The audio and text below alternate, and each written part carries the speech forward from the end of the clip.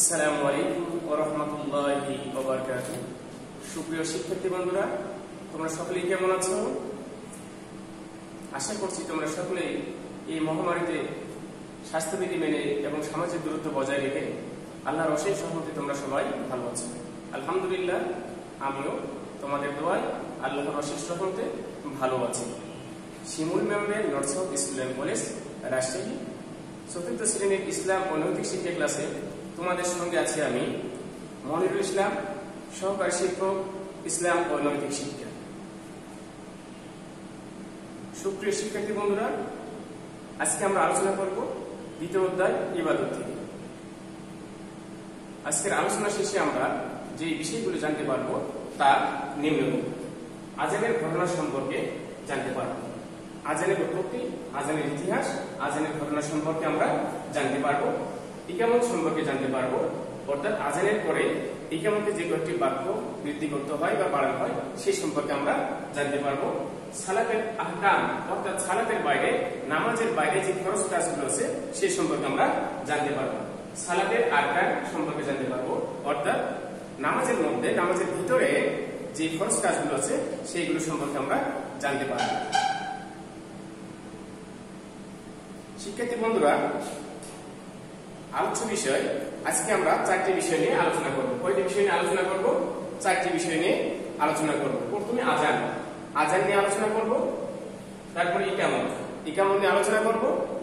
সালাতের আহকাম, সালাতের আহকাম নিয়ে আলোচনা করব এবং সালাতের আরকান, এই চারটি বিষয় নিয়ে আজকে আমরা আলোচনা করব।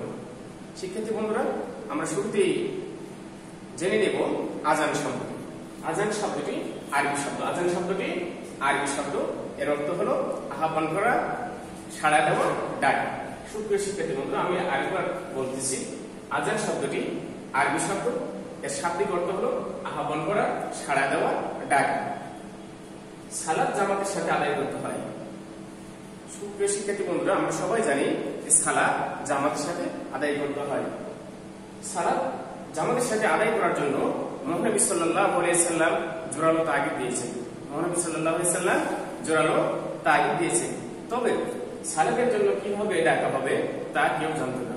মহানবী সাল্লাল্লাহু আলাইহি সাল্লাম সাহাবীদের নিয়ে পরামর্শে বসলেন। কোথায় বসলেন? পরামর্শে বসলেন, আলোচনায় বসলেন, দীর্ঘ আলোচনা করলেন। দীর্ঘ আলোচনা হওয়ার পরে কেউ বললেন, যখন সালাত শুরু হবে, যখন সালাতের সময় হবে, তখন ঘন্টা বাজানো হবে। কি বাজানো হবে? ঘন্টা বাজানো হোক। আবার কেউ বললেন, যখন সালাতের সময় হবে বা সালাত শুরু হবে তখন সিংহাই ফু দেওয়া হবে। আবার কেউ বললেন যে যখন সালাত শুরু হবে তখন আগুন জ্বালানো হবে। কি জ্বালানো হোক? আগুন জ্বালানো হবে। অতএব এক একজন এক এক পরামর্শ দিলেন। এই পরামর্শগুলো মহানবী সাল্লাল্লাহু আলাইহি সাল্লামের পছন্দ হলো না। এই পরামর্শগুলো কি হলো না? মহানবী সাল্লাল্লাহু আলাইহি সাল্লামের পছন্দ হলো না। প্রিয় শিক্ষার্থীরা, গভীর রাত, সাহাবী হযরত আব্দুল্লাহ, সাহাবী কাদের বলে? যারা ঈমানের সাথে মহানবী সাল্লাল্লাহু আলাইহি সাল্লামকে দেখেছেন এবং মৃত্যুবরণ করেছেন তাদেরকে বলা হয় সাহাবী। সাহাবী হযরত আব্দুল্লাহ গভীর ঘুমে মগ্ন। তিনি গভীর ঘুমে মগ্ন। একজন ফেরেশতা এসে হযরত আব্দুল্লাহ রাদিয়াল্লাহু তাআলা আনহুকে আযানের বাক্যগুলো শোনাচ্ছেন। একজন ফেরেশতা স্বপ্নে হযরত আব্দুল্লাহ রাদিয়াল্লাহু তাআলা আনহুকে আযানের বাক্যগুলো শোনাচ্ছেন। হযরত আব্দুল্লাহ রাদিয়াল্লাহু তাআলা আনহু ঘুম ভাঙলো। ঘুম ভাঙার পরে যখন ভোর হলো, ওই বাক্যগুলো তখন তিনি মহানবী সাল্লাল্লাহু আলাইহি সাল্লামকে শোনালেন। মহানবী সাল্লাল্লাহু আলাইহি সাল্লাম বাক্যগুলো শুনলেন। আশ্চর্যের কথা যেটা, সেটা হলো অনুরূপ বাক্যই, অনুরূপ শব্দই হযরত ওমর রাদিয়াল্লাহু তাআলা আনহু স্বপ্নে দেখেছেন। হযরত ওমর রাদিয়াল্লাহু তাআলা আনহু অনুরূপ বাক্যগুলো স্বপ্নে দেখেছেন। এই যে দুইজন দেখলেন, দেখার পরে মহানবী সাল্লাল্লাহু আলাইহি সাল্লামকে যখন বাক্যগুলো বললেন, মহানবী সাল্লাল্লাহু আলাইহি সাল্লাম বাক্যগুলো খুবই পছন্দ করলেন, অর্থাৎ তার খুব পছন্দ হলো। তখনই মহানবী সাল্লাল্লাহু আলাইহি সাল্লাম বললেন, এটি হলো আল্লাহ রাব্বুল আলামিনের নির্দেশ। এটি কার নির্দেশ? আল্লাহ রাব্বুল আলামিনের নির্দেশ। তখন হযরত মুহাম্মদ সাল্লাল্লাহু আলাইহি সাল্লাম হযরত বেলালকে বললেন আযান দেওয়ার কথা। কিসের কথা বললেন? হযরত বেলালকে আযান দিতে বললেন। আর হযরত বেলালের কণ্ঠে উচ্চারিত হলো ইসলামের প্রথম আযান। ইসলামের কি আযান? প্রথম আযান উচ্চারিত হলো কার মাধ্যমে? হযরত বেলাল রাদিয়াল্লাহু তাআলা আনহুর মাধ্যমে। এই জন্য হযরত বেলাল রাদিয়াল্লাহু তাআলা আনহুকে বলা হয় ইসলামের প্রথম মুয়াজ্জিন। ইসলামের কি বলা হয় বন্ধুরা? প্রথম মুয়াজ্জিন হলেন হযরত বেলাল রাদিয়াল্লাহু তাআলা আনহু। সুপ্রিয় শিক্ষার্থী বন্ধুরা, হযরত আব্দুল্লাহ এবং ওমর রাদিয়াল্লাহু তাআলা যে শব্দগুলো, যে বাক্যগুলো স্বপ্নে দেখেছিলেন তা আমি তোমাদেরকে শোনাবো, তোমরা মনোযোগ দিয়ে শুনবে। অর্থাৎ আযান।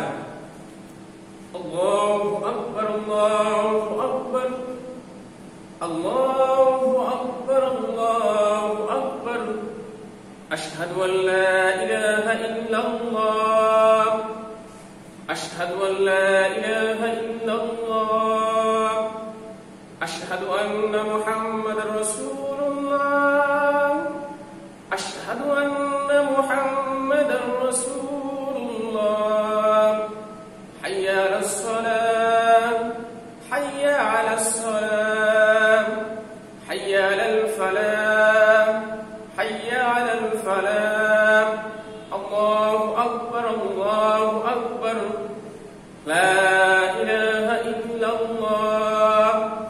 বন্ধুরা, এই বাক্যগুলো, এই শব্দগুলো স্বপ্নে দেখেছিলেন হযরত আব্দুল্লাহ এবং হযরত ওমর। তবে শিক্ষার্থী বন্ধুরা, ফজরের আযানের সময় একটি বাক্য চেঞ্জ আছে, অর্থাৎ মানুষের ঘুম ভাঙানোর জন্য, মানুষকে নামাজের দিকে আহ্বান করার জন্য হাইয়া আলাল ফালাহ করে একটি বাক্য বলতে হয়। সেই বাক্যটি হলো আস-সালাতু খায়রুম মিনান নাওম। কি বলতে হয় বন্ধুরা? আস-সালাতু খায়রুম মিনান নাওম, অর্থাৎ ঘুম থেকে নামাজ উত্তম। ঘুম থেকে কি উত্তম? নামাজ উত্তম। সুপ্রিয় শিক্ষার্থী বন্ধুরা, আমরা প্রতিদিন 5 বার আযান শুনি। কয়বার আযান শুনি? 5 বার আযান শুনি। আযান শোনার পরে আমরা কি করব? পাক পবিত্র হয়ে ওযু করে সালাতের জন্য প্রস্তুত হব, অর্থাৎ আমরা নামাজ আদায় করব। সুপ্রিয় শিক্ষার্থী বন্ধুরা, এই ছিল আযান সম্পর্কে আলোচনা। এবার আমরা আসবো ইকামত। সুপ্রিয় বন্ধুরা, আমরা জানি আযান হলো সালাতের জন্য ডাকা, আযান হলো নামাজের জন্য ডাকা, আযান হলো আহ্বান, নামাজের জন্য আহ্বান করা। আর ইকামত হলো জামাত শুরুর ঘোষণা করা। জামাত শুরু কি করা? ঘোষণা করা। সুপ্রিয় শিক্ষার্থী বন্ধুরা, ইকামতের বাক্যগুলো অনুরূপ আযানের মতোই, তবে ইকামতের ক্ষেত্রে যেটা হয় সেটা হলো বন্ধুরা, হাইয়া আলাল ফালাহ করে একটি শব্দ উচ্চারণ করতে হয়। হাইয়া আলাল ফালাহ করে একটি কি হয়? একটি শব্দ উচ্চারণ করতে হয়। শব্দটি বা বাক্যটি হলো কদ কামাতিস সালাহ, কদ কামাতিস সালাহ, অর্থাৎ নামাজ শুরু করছি, নামাজ শুরু করছি। কি শুরু করছি? নামাজ শুরু করছি। অর্থাৎ বন্ধুরা, ইকামত শেষ হলে, ইকামত শেষ হওয়ার সাথে সাথে নামাজ শুরু হয়। ইকামত শেষ হওয়ার সাথে সাথে কি শুরু হয়? নামাজ শুরু হয়। তাহলে শিক্ষার্থী বন্ধুরা, আমরা যেটা জানলাম সেটা হলো ইকামত হলো আযানের মতোই, অর্থাৎ আযানের অনুরূপ, তবে একটি শব্দ বা একটি বাক্য যেটা চেঞ্জ, সেটা হলো হাইয়া আলাল ফালাহ পরে আমাদের কি বলতে হয়? কদ কামাতিস সালাহ, কদ কামাতিস সালাহ, অর্থাৎ ইকামত শেষ করার পরে আমাদের কি করতে হয় বন্ধুরা? নামাজ শুরু করতে হয়। এই ছিল ইকামত সম্পর্কে সংক্ষিপ্ত ধারণা। সুপ্রিয় শিক্ষার্থী বন্ধুরা, এবার আমরা জানবো সালাতের আহকাম। অর্থাৎ সালাতের আহকাম বলতে যেটা বোঝায় সেটা হলো, আহকাম অর্থ হলো বাইরের কাজ। কোথাকার কাজ? বাইরের। সালাতের বাইরে 60টি ফরজ কাজ রয়েছে। কয়টি ফরজ কাজ রয়েছে বন্ধুরা? 60টি ফরজ কাজ রয়েছে। সালাতের বাইরে 60টি ফরজ কাজ রয়েছে। এই 60টি ফরজ কাজকে বলা হয় সালাতের আহকাম, অর্থাৎ সালাতের বাইরে, সালাতের বাইরের কাজ এই 60টি, সেটিকে বলা হয় সালাতের আহকাম। সুপ্রিয় শিক্ষার্থী বন্ধুরা, এখানে দুইটি বিষয় রয়েছে, আহকাম আর আরকান। আরকান হলো ভিতরের আর আহকামটা হলো বাইরের। সালাতের আহকাম অর্থাৎ সালাতের বাইরের কাজ, অর্থাৎ সালাত শুরু করার আগে যে কাজগুলো করা ফরজ সেগুলোকে সালাতের আহকাম বলা হয়। সুপ্রিয় শিক্ষার্থী বন্ধুরা, তাহলে আমরা জেনে নেই যে সালাত শুরু করার আগে যে 60টি কাজ ফরজ তা আমরা জানবো এবং মুখে মুখে সবাই বলবো। সুপ্রিয় শিক্ষার্থী বন্ধুরা, সালাত শুরুর আগে 60টি কাজ রয়েছে যেগুলো ফরজ। এই ফরজগুলোকে যদি আমরা আদায় না করি, ফরজগুলোকে যদি পালন না করি, তাহলে আমাদের নামাজ হবে না। তবে তার আগে একটা বিষয় আমরা জেনে নিই শিক্ষার্থী বন্ধুরা, ফরজ অর্থ হলো অবশ্য পালনীয়। ফরজ অর্থ অবশ্য পালনীয়, অর্থাৎ সেটা যদি আমরা আদায় না করি, পালন না করি, তাহলে আমাদের নামাজ হবে না। সেই বিষয়গুলো কি কি তা আমরা এবার জানবো এবং মুখে মুখে বলবো। 1 নাম্বার, শরীর পাক। অর্থাৎ শিক্ষার্থী বন্ধুরা, আমাদের যে শরীর, আমাদের যে বডি, এটা আমাদেরকে পাক পবিত্র রাখতে হবে। এটা যদি আমরা পাক পবিত্র না রাখি, তাহলে আমাদের নামাজ হবে না। বন্ধুরা আসো স্লাইডে আমরা দেখে নিই শরীর পাক অর্থাৎ নামাজের আহকাম যে 7টি বিষয় রয়েছিল তার মধ্যে একটি হলো শরীর পাক। শরীর যদি পাক না থাকে তাহলে আমাদের নামাজ হবে না, তাই আমাদের শরীর পাক রাখতে হবে। দ্বিতীয় নম্বরে কাপড় পাক, অর্থাৎ পরিধেয় বস্ত্র। যে জিনিসটা, যে পোশাক বা যে কাপড় আমরা পরে থাকবো সেটা আমাদের অবশ্যই পাক পবিত্র হতে হবে। সেটা যদি পাক পবিত্র না হয় তাহলে আমাদের নামাজ হবে না। 3 নম্বর বন্ধুরা, সালাতের জায়গাটা, অর্থাৎ যে জায়গায় আমরা নামাজ পড়বো, যে জায়গায় আমরা সালাত পড়বো সেই জায়গাটা অবশ্যই পাক পবিত্র হতে হবে। সেই জায়গাটা যদি নাপাক হয়, অপবিত্র হয়, অপরিষ্কার হয় তাহলে সেখানে কি হবে না? নামাজ হবে না। 4 নম্বর সতর থাকা, অর্থাৎ বন্ধুরা সতর থাকা বলতে বুঝি আমরা নাভি থেকে হাঁটুর নিচ পর্যন্ত, অর্থাৎ নাভি থেকে হাঁটুর নিচ পর্যন্ত থাকতে হবে আমাদের। এটা হলো সালাতের ফরজ। এটা যদি আমরা না করি তাহলে আমাদের নামাজ হবে না। 5 নম্বর কিবলা মুখে হয়ে দাঁড়ানো, অর্থাৎ কিবলা মুখে হয়ে আমরা দাঁড়াবো, পশ্চিম দিকে না। অনেকেই বলে যে পশ্চিম দিকে মুখ করে দাঁড়াবো, কিন্তু পশ্চিম দিকে না বন্ধুরা, আমরা দাঁড়াবো কেবলার দিকে মুখ করে। তাহলে কেবলার দিকে মুখ করে দাঁড়ানো ফরজ। যদি আমরা কেবলার দিকে মুখ করে না দাঁড়াই তাহলে আমাদের কি হবে না? নামাজ হবে না। তবে কোনো ভ্রমণের সময় বা অন্য কোনো সময় যদি আমরা দিক চিনতে না পারি, ভুলে যাই, যদি ভুল করে নামাজ পড়ে ফেলি তাহলে আবার নামাজ হবে। 6 নম্বর নিয়ত করা, সবচেয়ে গুরুত্বপূর্ণ বিষয় বন্ধুরা, এটা হলো নিয়ত করা। প্রত্যেকটা কাজের আগে নিয়ত করার প্রয়োজন। নিয়ত করা, সালাতের আগে আমাদের কি করতে হবে? নিয়ত করতে হবে। এটা হলো সালাতের ফরজ। নিয়ত মানে আমরা জেনে নেই বন্ধুরা, নিয়ত মানে হলো মনে মনে ইচ্ছা পোষণ করা। নিয়ত মানে মনে মনে ইচ্ছা পোষণ করা। 7 নম্বর সময় মতো সালাত আদায় করা। 7 নম্বর ফরজ যেটা ছিল সেটা কি বন্ধু? সময় মতো সালাত আদায় করা। আল্লাহ রাব্বুল আলামিন বলেন, ইন্নাস সালাতা আলাল মুমিনিনা কিতাবাম মাওকুতা, অর্থাৎ নির্দিষ্ট সময়ে সালাত আদায় করা মুমিনের জন্য ফরজ। তাহলে আমরা জানলাম বন্ধুরা, সময় মতো অর্থাৎ নির্দিষ্ট যে সময় রয়েছে সেই সময়ে সালাত আদায় করে কাদের জন্য ফরজ? মুমিনের জন্য ফরজ। অর্থাৎ সালাত আদায় করতে হলে আমাদের সালাতের সময়টা চিনতে হবে, ওয়াক্তটা চিনতে হবে, এটা ছিল আমাদের জন্য ফরজ। সুপ্রিয় শিক্ষার্থী বন্ধুরা, আমরা সালাতের আহকাম সম্পর্কে যে 7টি বিষয় জানলাম, এই 7টি বিষয়ের মধ্যে একটি বিষয় যদি বাদ যায়, একটি বিষয়কে যদি আমরা ছেড়ে দেই তাহলে আমাদের নামাজ হবে না, ইচ্ছাকৃত হোক বা অনিচ্ছাকৃত হোক, কারণ এইগুলো হলো নামাজের ফরজ। সুপ্রিয় শিক্ষার্থী বন্ধুরা, এবার আমরা জানবো সালাতের আরকান সম্পর্কে। কি সম্পর্কে জানবো? সালাতের আরকান সম্পর্কে। সালাতের আরকান বলতে বোঝায় সালাতের ভিতরের কাজ, অর্থাৎ আহকাম জানলাম আমরা বাইরের কাজ, আরকান জানবো সালাতের ভিতরের কাজ। অর্থাৎ সালাতের ভিতরে যে কাজগুলো ফরজ, সালাতের ভিতরে 7টি কাজ ফরজ আছে। কয়টি কাজ ফরজ রয়েছে বন্ধুরা? সালাতের ভিতরে 7টি কাজ ফরজ রয়েছে। এইগুলোকে সালাতের আরকান বলে। এগুলোকে কি বলে? সালাতের আরকান বলে। সালাতের আরকান 7টি। সালাতের আরকান কয়টি? 7টি। সুপ্রিয় বন্ধুরা, আমরা সালাতের আরকানগুলো এবার দেখে নেব। তাকবীরে তাহরিমা বলা, তাকবীরে তাহরিমা বলা, অর্থাৎ সালাত শুরু করে আল্লাহু আকবার বলে তাকবীরে তাহরিমা বলা, অর্থাৎ তাকবীরে তাহরিমা বলা ফরজ। তাকবীরে তাহরিমা বলা কি? ফরজ। তাকবীরে তাহরিমাটা কি? আল্লাহু আকবার বলে নামাজ শুরু করা, এটাই হলো তাকবীরে তাহরিমা। দ্বিতীয় নম্বর বন্ধু কিয়াম। কিয়ামটা আরবি শব্দ। কিয়ামটা কি শব্দ? আরবি শব্দ। যার অর্থ হলো দাঁড়ানো, অর্থাৎ দাঁড়িয়ে নামাজ পড়া। দাঁড়িয়ে নামাজ পড়তে যদি সক্ষম হয়, যদি অক্ষম হয়, তাহলে কি করব? বসে নামাজ পড়ব। বসে নামাজ পড়তে যদি অক্ষম হয়, সক্ষম না হয়, তাহলে কি করব? শুয়ে শুয়ে নামাজ পড়তে হবে। এইটার কোনো মাপ নাই।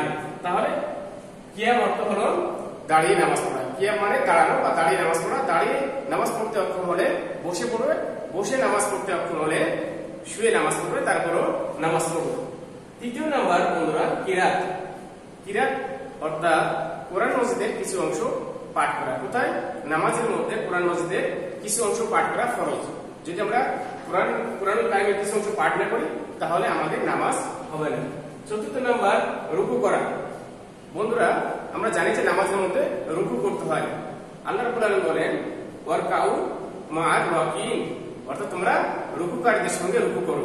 তাহলে এই যে রুকু, এই রুকুটা করতে হবে। এই রুকু করা কি? ফরজ। রুকু যদি আমরা না করি তাহলে আমাদের নামাজ হবে না। সুপ্রিয় শিক্ষার্থী বন্ধুরা, 5 নাম্বার সিজদা করা। রুকুর পরে স্টেপ, অর্থাৎ রুকুর পরে যে কাজটি আছে সেটা হলো সিজদা করা। সিজদা করা মানে নিজেকে অবনত করা আল্লাহ রাব্বুল আলামিনের পায়ের সামনে, আল্লাহ রাব্বুল আলামিনের সামনে আমাদের নিজেকে সমর্পণ করা। বিদায় এই সিজদা করাটা হলো ফরজ। এবার এই আমরা 6 নাম্বার শেষ বৈঠকে বসে। শেষ বৈঠক বলতে আমরা বুঝি বন্ধুরা নামাজের শেষে, অর্থাৎ 2 রাকাত যদি নামাজ হয় তাহলে নামাজের শেষে, অথবা 4 রাকাত যদি নামাজ হয় তাহলে সেই নামাজের শেষে যে আমরা বসে তাশাহুদ পড়ি এবং দরুদ শরীফ পড়ি, দোয়া মাসুরা যে বৈঠকে বসে পড়ি সেটাকে বলা হয় শেষ বৈঠক। অর্থাৎ শেষ বৈঠকে আমাদের করতে হয় তাশাহুদ, দরুদ শরীফ, দোয়া মাসুরা, এই তিনটা আমাদেরকে করতে হয়, এটাকে বলা হয় শেষ বৈঠক। আর শেষ বৈঠকে বসার পরে যখন আমরা তাশাহুদ পড়লাম, দরুদ শরীফ পড়লাম, দোয়া মাসুরা পড়লাম, সর্বশেষ 7 নম্বরটা দেখেন বন্ধুরা, সালামের মাধ্যমে সালাত শেষ করা। কিসের মাধ্যমে? সালাতের মাধ্যমে। যখন আমরা শেষ বৈঠকে তাশাহুদ পড়লাম, দরুদ শরীফ পড়লাম, দোয়া মাসুরা পড়লাম, পড়ার পরে ডান দিকে সালাম ফিরাবো, আসসালামু আলাইকুম ওয়া রাহমাতুল্লাহ। তারপর আমরা কি করব? বাম দিকে সালাম ফিরাবো, আসসালামু আলাইকুম ওয়া রাহমাতুল্লাহ। এই বলে আমরা নামাজ শেষ করব। সুপ্রিয় শিক্ষার্থী বন্ধুরা, তাকবীরে তাহরিমা, সালাতের আরকান, সালাতের আরকান সম্পর্কে আমরা 7টি বিষয় সম্পর্কে জানলাম। অর্থাৎ সালাতের ভিতরে এই 7টি কাজ করা অবশ্যই পালনীয়। অর্থাৎ এই কাজগুলো যদি আমরা না করি তাহলে আমাদের নামাজ হবে না। বিদায় আমরা নামাজের ফরজগুলোর প্রতি লক্ষ্য রাখবো এবং নামাজে সচেতন হব। কারণ ফরজ যদি আমাদের আদায় না হয় তাহলে যেহেতু নামাজ ফরজ, তাহলে আমাদের নামাজটাও আদায় হবে না। সুপ্রিয় শিক্ষার্থী বন্ধুরা, আমরা সবাই মনোযোগী হব এবং নামাজের ক্ষেত্রে সবাই আন্তরিক হব। এবার আমরা যাব মূল্যায়নে। অর্থাৎ আজকের ক্লাসে আমরা কি কি শিখলাম, কি জানলাম সেই বিষয়ে আমরা আজকে প্রশ্ন করব। সুপ্রিয় শিক্ষার্থী বন্ধুরা, তোমরা বলো তো সালাতের আরকান কাকে বলে? নিশ্চয়ই তোমরা পারবে। সালাতের আরকান কাকে বলে? অবশ্যই তোমরা পেরেছো। সালাতের আরকান হলো সালাতের ভিতরে যে 7টি কাজ রয়েছে, সালাতের ভিতরে যে 7টি কাজ ফরজ রয়েছে সেগুলোকে বলা হয় সালাতের আরকান। অর্থাৎ সালাতের ভিতরে ফরজ 7টি কাজ রয়েছে। কয়টি কাজ রয়েছে? সালাতের ভিতরে যে 7টি কাজ ফরজ রয়েছে সেগুলোকে বলা হয় সালাতের আরকান।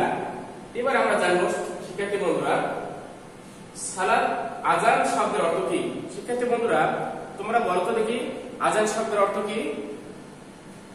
নিশ্চয়ই তোমরা জানো, অবশ্যই তোমরা জানো। আযান শব্দের অর্থ হলো আহ্বান করা, ডাকা বা সাড়া দেওয়া। আহ্বান করা, ডাকা বা সাড়া দেওয়া। এবার সুপ্রিয় শিক্ষার্থী বন্ধুরা, আযানের বাক্যগুলো স্বপ্নে কে দেখেছিলেন? আযানের বাক্যগুলো স্বপ্নে দেখেছিলেন বিখ্যাত সাহাবী হযরত আব্দুল্লাহ রাদিয়াল্লাহু তাআলা আনহু এবং দেখেছিলেন হযরত ওমর রাদিয়াল্লাহু তাআলা আনহু। কে কে দেখেছিলেন? হযরত আব্দুল্লাহ রাদিয়াল্লাহু তাআলা আনহু আর হযরত ওমর রাদিয়াল্লাহু তাআলা আনহু। এবার আমরা জানবো বন্ধুরা, সবচেয়ে বড় ইবাদতের নাম কি?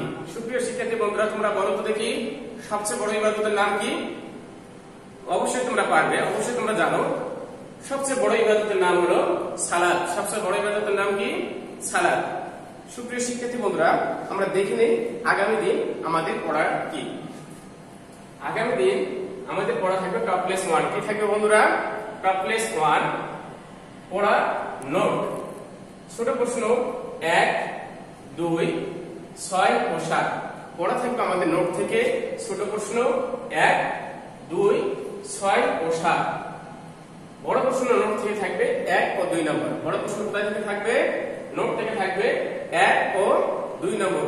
সুপ্রিয় শিক্ষার্থী বন্ধুরা, উক্ত বিষয়গুলো তোমরা বাসায় ভালোভাবে চর্চা করবে এবং খুব সুন্দরভাবে পড়াশোনা করবে, যাতে করে তোমরা উপরোক্ত বিষয়গুলো বুঝতে পারো, অনুধাবন করতে পারো। সুপ্রিয় শিক্ষার্থী বন্ধুরা, আজকে এই পর্যন্তই। আগামী ক্লাসে আবার তোমাদের সঙ্গে দেখা হবে। আল্লাহ হাফেজ।